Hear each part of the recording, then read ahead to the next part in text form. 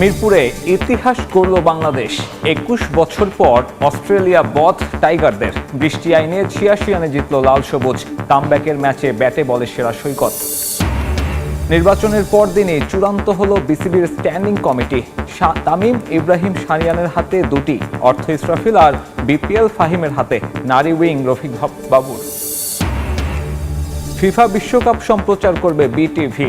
সময় টেলিভিশন সহ কয়েকটি প্ল্যাটফর্ম। সত্য বিক্রি করেই ফিফার টাকা পরিশোধ। খরচ হচ্ছে না রাষ্ট্রীয় কোষাগারের অর্থ। দেশের ফুটবল উন্মাদনাকে বাড়িয়ে দিতে ৩ প্রজন্মের খেলোয়াড়দের নিয়ে হয়ে গেল গালা নাইট। সংবর্ধনা পেলেন ২০০৩ সাফ জয়ীরা। বিশ্বকাপের জার্সি নিয়েছিল র্যাম্প শো। শুরুতেই ক্রিকেট। শেরেবাংলায় ইতিহাস গড়ল মেহেদী হাসান মিরাজ বাহিনী। ৪ বছর পর মোসাদ্দেক সৈকতের রাজস্বিক প্রত্যাবর্তনে দীর্ঘ ২১ বছর পর অস্ট্রেলিয়াকে ওয়ানডেতে হারালো বাংলাদেশ। সিরিজের প্রথম ম্যাচে বৃষ্টি আইনে ৮৬ রানে জয় পেয়েছে টাইগাররা। প্রথমে ব্যাট করে সৈকতের অপরাজিত ৮৬ রানে ভর করে ৮ উইকেটে ২৮৩ রান সংগ্রহ করে বাংলাদেশ।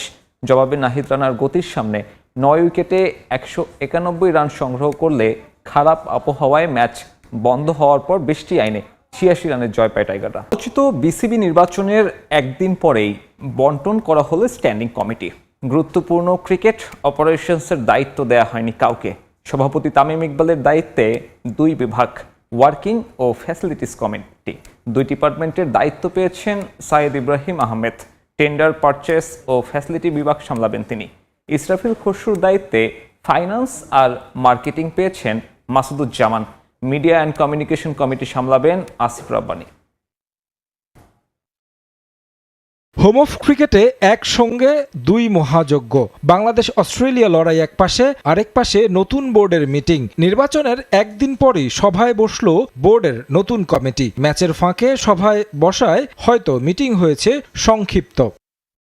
গুরুত্বপূর্ণ ক্রিকেট অপারেশনস কাউকে দেওয়া হয়নি। তামিম নিজের কাছে রেখেছেন ফ্যাসিলিটিস বিভাগ। বিপিএল ও গেম ডেভেলপমেন্ট সামলাবেন সহ সভাপতি ফাহিম সিনহা। মিডিয়া কমিটির চেয়ারম্যান আসিফ রব্বানী। গ্রাউন্ডস ও এইচপি বিভাগে সানিয়ান তানিম। এইচ গ্রুপ ক্রিকেটে মিনহাজুল আবেদিন নান্নু। টুর্নামেন্ট কমিটিতে সিরাজ উদ্দিন আলমগীর। অ্যাডহক কমিটির মতোই নির্বাচিত বোর্ডে ফিন্যান্সের দায়িত্বে চেয়ারম্যান ইসরাফিল খসরু। সাইদ ইব্রাহিম আহমেদ পেয়েছেন ২ বিভাগ। তিনিও ছিলেন অ্যাডহক কমিটিতে। সেখানে পালন করেছেন টেন্ডার, পারচেস ও সিকিউরিটি বিভাগের দায়িত্ব। তার কার্যক্রমে সন্তুষ্ট হয়েই এই ২ কমিটিতে রাখা হয়েছে তাকে। মোহামেডান ক্লাবের অভিজ্ঞ সংগঠক মাসুদুজ্জামান পেয়েছেন মার্কেটিং বিভাগ। এই বিভাগে সহসভাপতি আসিফ রব্বানী। আম্পায়ার্স কমিটির দায়িত্ব পেয়েছেন ইয়াসির আব্বাস। দায়িত্ব নিয়েই নিজের ডিপার্টমেন্ট ঘুরে দেখলেন বোর্ড পরিচালক। অফিসের সুযোগ সুবিধা সম্পর্কে প্রথম দিনেই ধারণা নিলেন তিনি। আম্পায়ার্স বিভাগের পক্ষ থেকে ফুল দিয়ে শুভেচ্ছা জানানো হয় ইয়াসির আব্বাসকে। সিসিডিএম এর চেয়ারম্যান হলেন চট্টগ্রাম বিভাগ থেকে পরিচালক হওয়া মঈন উদ্দিন চৌধুরী। প্রবীণ ও প্রভাবশালী সংগঠক হিসেবে পরিচিত রফিকুল ইসলাম বাবুকে দেয়া হয়েছে নারী উইং। কমিটি বন্টন নিয়ে প্রথম সভা থেকেই শোনা গেছে অসন্তোষের গুঞ্জন। গুরুত্বপূর্ণ সভা শেষে ব্রিফিং হয়নি। প্রেস রিলিজ দিয়েই দায়িত্ব সেরেছে বিসিবি। বিশ্বকাপের উন্মাদনা ছড়িয়ে দিতে জমকালো আয়োজন হয়ে গেল গালা নাইট। দেশের ফুটবলের ৩ প্রজন্মের অংশগ্রহণে আয়োজিত এই অনুষ্ঠানে সংবর্ধনা দেয়া হয় ২০০৩ সালে সাবজয়ী বাংলাদেশ ফুটবল দলকে। বিশ্বকাপে অংশ নেয়া ৪৮ দলের জার্সি নিয়ে হয়েছে ফ্যাশন শো। বিশ্বকাপের মধ্য দিয়ে দেশের ফুটবলাররাও উজ্জীবিত হবে বলে আশা যুবকরা প্রতিমন্ত্রীর। এক ফ্রেমে ৩ প্রজন্ম। স্বাধীন বাংলা ফুটবল দল ২০০৩ সালে দেশের ফুটবলে দক্ষিণ এশিয়ার শ্রেষ্ঠত্বের আসর সাফের শিরোপা জয়ীদের সঙ্গে বর্তমান দলের অধিনায়ক জামাল ভুঁইয়া, জায়ান আহমেদ, জিকো, মুরসালিনরা। এক ঝাঁক তারার আলো দেশের ফুটবলে বিশ্বকাপের উন্মাদনা বাড়িয়ে দিয়েছে কয়েক গুণ। The greatest show on earth, বিশ্ব ফুটবলের সবচেয়ে বড় উৎসব এলেই বাংলাদেশেও আছড়ে পড়ে ফুটবল উৎসবের ঢেউ। বড় পর্দায় খেলা দেখানো থেকে শুরু করে বর্ণিল সব আয়োজনের প্রতিযোগিতায় নেমে পড়েন সমর্থকরা। বিশ্বকাপের সে রং দেশের ফুটবলে ছড়িয়ে দিতে জমকালো আয়োজনে করা হয় ফুটবল ফিয়েস্তা। ২০০৩ সালের সাবজয়ী ফুটবল দলের সদস্যদের দেয়া হয় জমকালো সংবর্ধনা।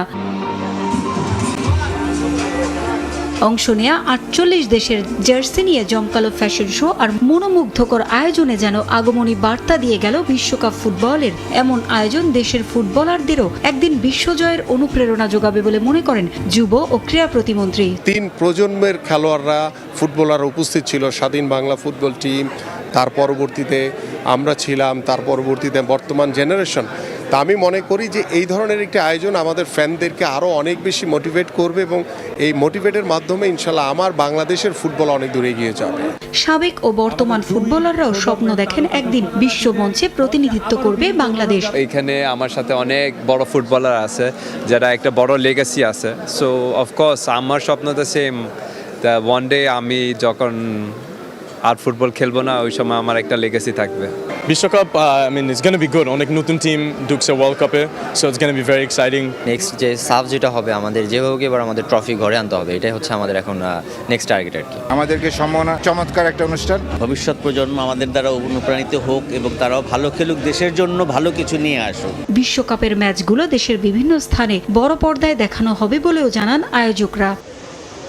রেকর্ড ষষ্ঠবারের মতো বিশ্বকাপ মঞ্চে নামার অপেক্ষায় ক্রিস্টিয়ানো রোনালদো। বিশ্বকাপ শুরুর আগে লিসবনে প্রেসিডেন্টের সঙ্গে সৌজন্য সাক্ষাৎ, জাতীয় পতাকা গ্রহণ আর দলের আনুষ্ঠানিক বিদায়, সব মিলিয়ে আবেগ আর প্রত্যাশার এক যাত্রা শুরু করেছে পর্তুগাল। পর্তুগালের ফুটবল ইতিহাসকে দুভাগে ভাগ করা যেতে পারে, একটা ক্রিস্টিয়ানো রোনালদোর আগের যুগ, আরেকটা রোনালদো পরবর্তী যুগ।